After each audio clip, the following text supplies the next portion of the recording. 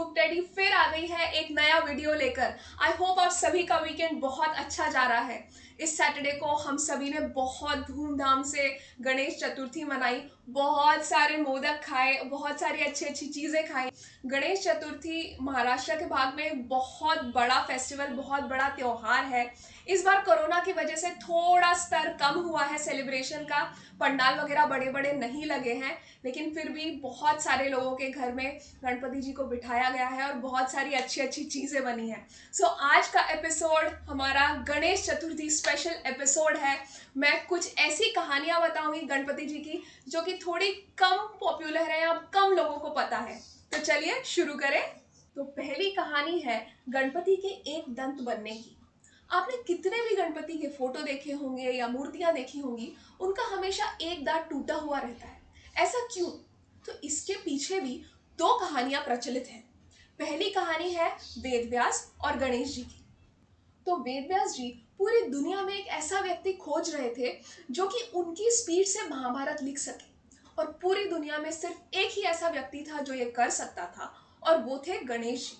तो वेदव्यास जी उनके पास गए और उन्हें बोला कि क्या आप मेरे लिए महाभारत लिखेंगे? मैं बोलता जाऊंगा और आप लिखते जाइए। गणेश जी बोले ठीक है, लिखूंगा।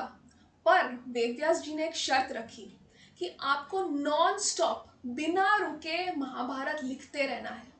गणपति बोले ठीक है, मैं लिखूंगा। और वेदव्यास जी ने बोलना शुरू किया और गणपति जी ने लिखना शुरू किया। कुछ समय बाद गणपति जी की कलम जिससे वो महाभारत लिख रहे थे वो टूट गई, पर उनका वर्क एथिक कहिए या उनकी लगन कहिए इतनी स्ट्रांग थी, इतनी ताकतवर थी कि उन्होंने खुद का दांत तोड़ा और उसी से महाभारत लिखना शुरू कर दिया। इसलिए उनको एक दंत, क्योंकि उनका एक दांत टूटा हुआ है और एक दांत पूरा है, इसलिए उनको एक दंत कहा जाता है।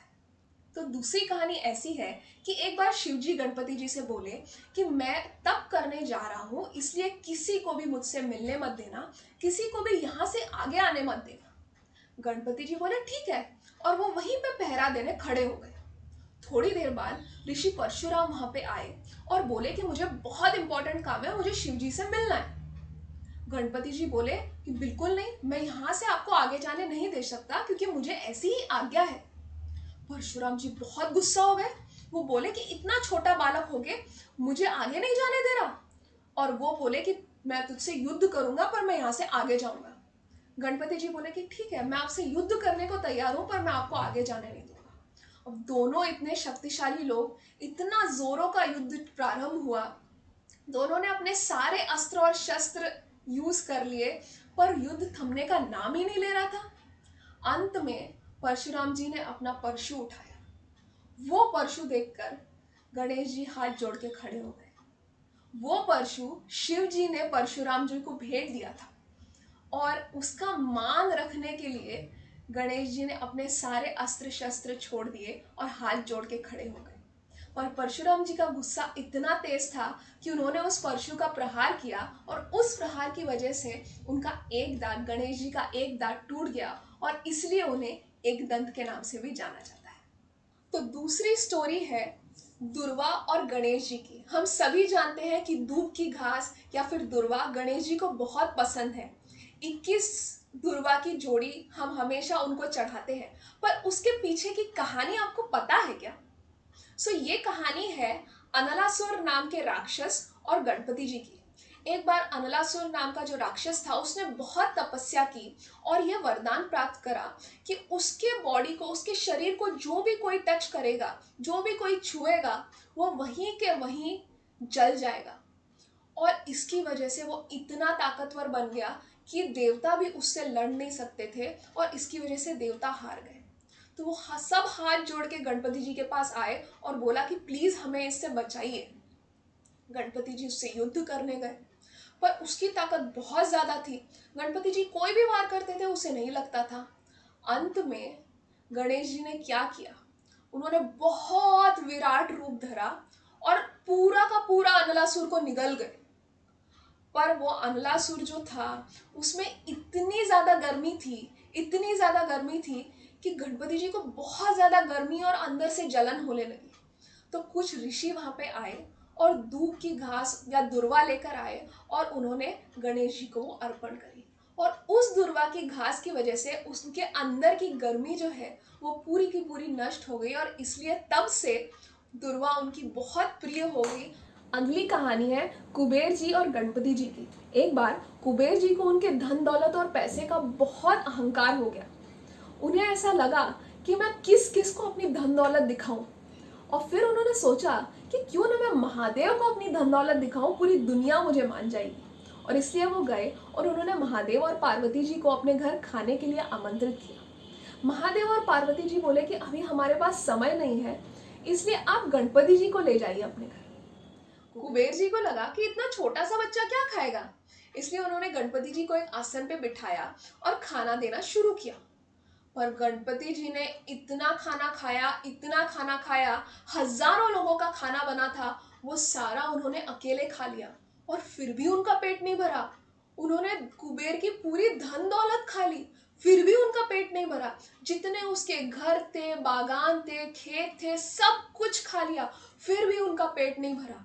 तो अंत में वो बोले कि तुमने मुझे खाने पे बुलाया पर मेरा पेट तो भरा नहीं है, अब मैं तुम्हें ही खा लेता हूँ। और वो कुबेर जी को खाने के लिए दौड़े। कुबेर जी ये देख के इतना डर गए कि वो दौड़ दौड़ के तीनों लोग घूम के आ गए, पर गणपति जी उनके पीछे ही पड़े हुए थे।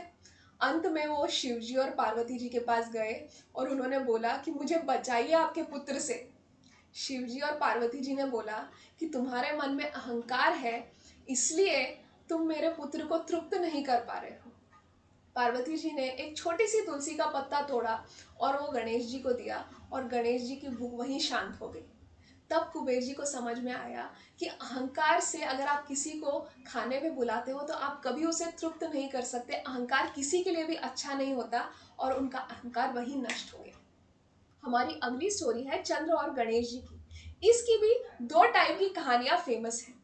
पहली है, जब गणेश जी कुबेर जी के यहाँ खाना खाने गए और वहां से खाना खा के निकले, तब उन्होंने बहुत कुछ खा लिया था और उनका पेट बहुत भर गया था, और इसकी वजह से उन्हें ठीक से चलते भी नहीं आ रहा था। हमारे साथ भी ऐसा होता है, कभी कभी हम बहुत खा लेते हैं और हमें ठीक से चलते भी नहीं आता, और इस वजह से वो कहीं ठोकर खा के गिर गए। और ये सब चंद्र जी देख रहे थे और उन्हें हंसी आ गई। पर गणेश जी को इस बात पे बहुत गुस्सा आया। अगर कोई आदमी किसी वजह से गिर जाता है तो आपको उसकी मदद करनी चाहिए, ना कि उस पर हंसना चाहिए। और इस गुस्से की वजह से उन्होंने चंद्र जी को श्राप दिया कि अब तुम किसी को नहीं दिखोगे।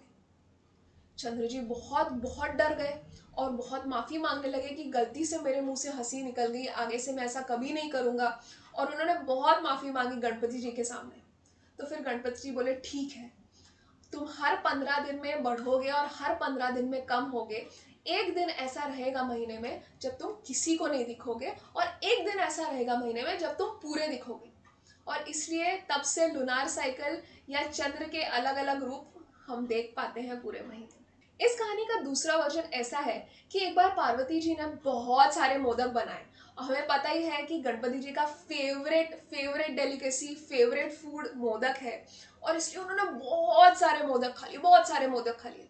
और उसके बाद वो कहीं तो जा रहे थे, और इतना वजन होने की वजह से जो मूषक जी हैं, जो उनके वाहन हैं, वो भी उन्हें ठीक से उठा नहीं पा रहे थे और वो गिर गए। गिरने से उनका पेट फट गया और सारे मोदक इधर उधर बिखर गए। ये देख के गणपति जी ने सारे मोदक फिर इकट्ठा किए, अपने पेट में डाले, और पास ही एक सांप था, उस सांप को उन्होंने अपने पेट से लपेट लिया, सो दैट उनका पेट बंद रहे। इसलिए हम ये देखते हैं बहुत सारी फोटोज जो गणेश जी की हैं, उसमें एक नाग उनके पेट से लिपटा हुआ है। ये स्टोरी है उसके पीछे। पर ये सब चंद्र जी देख रहे थे और ये देख के उन्हें हंसी आ गई। और इसी वजह से जब गणेश जी ने उन्हें हंसते हुए देखा तो वो गुस्सा हो गए और उन्होंने उन्हें श्राप दिया। फिर चंद्र जी ने उनसे माफी मांगी और फिर गणेश जी बोले कि अमावस्या और पूर्णिमा के चक्र में तुम फंसे रहो। और हमारी अगली स्टोरी जो है वो मैं एक प्रश्न से शुरू करना चाहूंगी। हम हमेशा बोलते हैं गणपति बप्पा मोरया।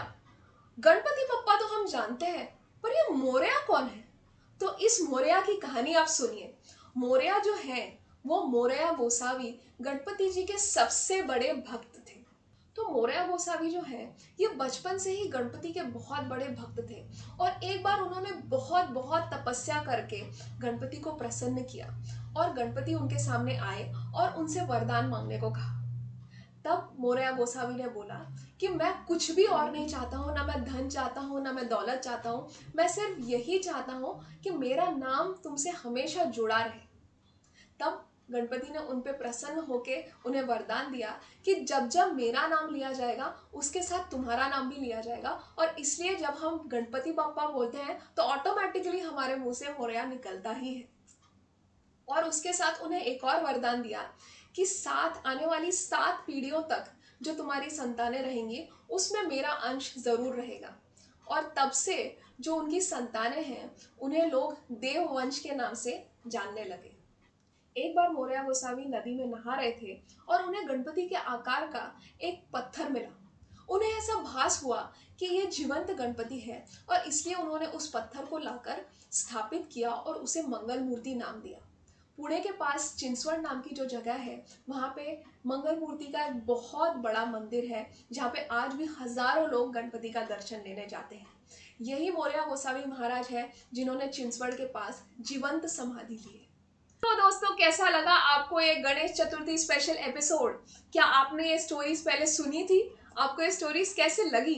अगर आपको ये स्टोरीज अच्छी लगी होंगी तो प्लीज लाइक प्रेस कीजिए, मेरे चैनल को सब्सक्राइब कीजिए। मैं हर वेडनेसडे और संडे को नई वीडियोस के साथ, नई स्टोरीज के साथ, नए कॉन्सेप्ट्स के साथ आती हूँ। तो नए वीडियो तक के लिए bye bye and take care.